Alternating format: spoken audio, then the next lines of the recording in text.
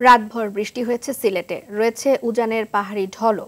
এ অবস্থায় জেলা সীমান্তবর্তী 4 উপজেলার নিম্নাঞ্চল প্লাবিত হওয়ার আশঙ্কা দেখা দিয়েছে। তবে আবহাওয়া অধিদপ্তর বলছে আগামী 2 দিনের মধ্যে সুরমা ও কুশিয়ারার পানি বিপদসীমা অতিক্রম করার আশঙ্কা নেই।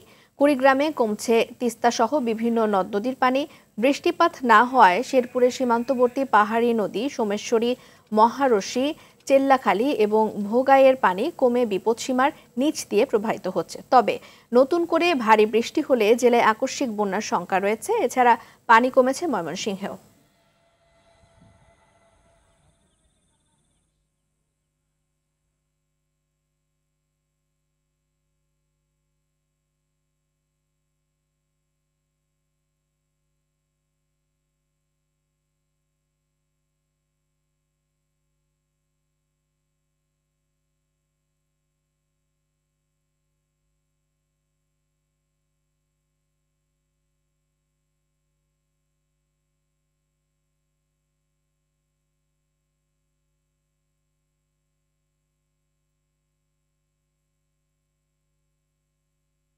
দর্শক, এই বিষয়ে আরো জানাতে শেরপুর থেকে সরাসরি যোগ দিচ্ছেন সহকর্মী মুগনিউর রহমান মনি।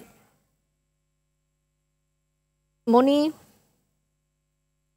মনি আমরা দেখেছি যে বেশ কিছু নদীর পানি ইতিমধ্যে বিপদসীমার নিচ দিয়ে প্রবাহিত হচ্ছে। তো বৃষ্টিপাত হলে আবার শঙ্কা রয়েছে। সবকিছু মিলে একটু জানতে চাই শেরপুরের অবস্থা।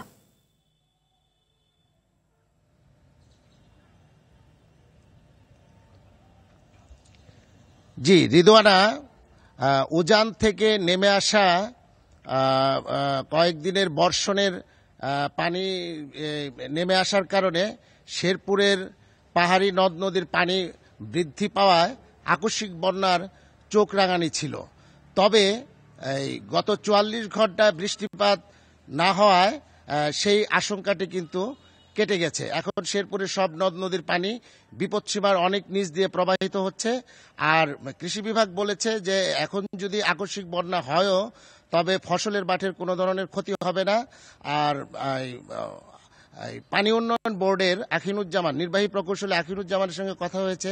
তিনি জানিয়েছেন যে আবহাওয়ার কিন্তু এখন অবস্থা ভালোর দিকে।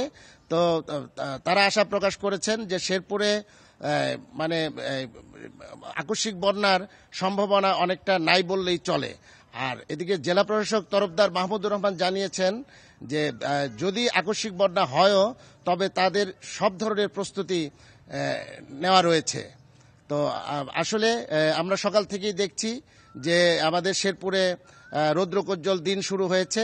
তো আমরা আশা করছি যে আকস্মিক বন্যা আমাদের অনেকটাই সেই শঙ্কাটি কেটে গেছে। রিদওয়ানা, এই ছিল শেরপুর থেকে পাহাড়ি ঢলের সর্বশেষ। মনি, ধন্যবাদ আপনাকে।